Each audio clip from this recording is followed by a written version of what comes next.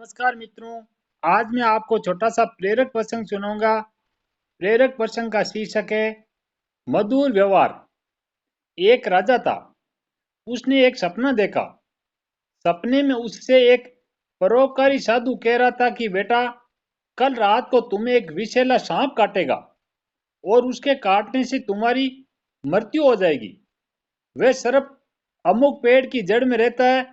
वह तुमसे पूर्व जन्म की शत्रुता का बदला लेना चाहता है। सुबह हुई। राजा सोकर उठा और सपने की बात अपनी आत्मरक्षा के लिए क्या उपाय करना चाहिए इसे लेकर विचार करने लगा। सोचते सोचते राजा इस निर्णय पर पहुंचा कि मधुर व्यवहार से बढ़कर शत्रु को जीतने वाला और कोई हथियार इस पृथ्वी पर नहीं है।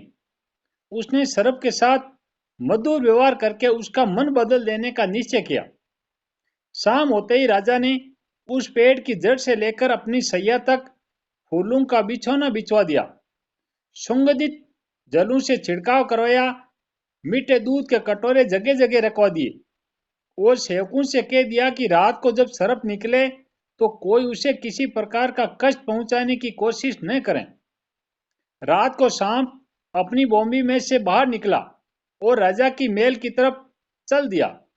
वे जैसे आगे बढ़ता गया, अपने लिए की गई स्वागत व्यवस्था को देखकर आनंदित होता गया।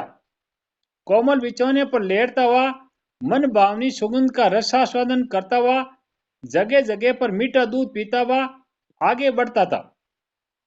इस तरह क्रोध के स्थान पर संतोष और प्रसन्नता के भाव उसमें बढ़ने लगे। जैसे जैसे वे आगे चलता गया, वैसे ही वैसे उसका क्रोध कम होता गया। राजमहल में जब वे प्रवेश करने लगा तो देखा कि प्रहरी और द्वारपाल सशस्त्र खड़े हैं, परंतु उसे जरा भी हानि पहुंचाने की चेष्टा नहीं करते। ये असाधारण सी लगने वाले दृश्य देखकर शाम के मन में स्नेह उमड़ आया। सद्व्यवहार, नम्रता, मधुरता के जादू ने उसे मंत्रमुग्ध कर दिया था। कहाँ वे राजा को काटने चला था, परंतु अब उसके लिए अपना कार्य असंभव हो गया।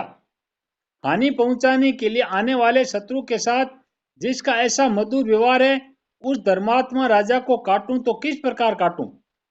यह प्रश्न के चलते हुए दुविधा में पड़ गया।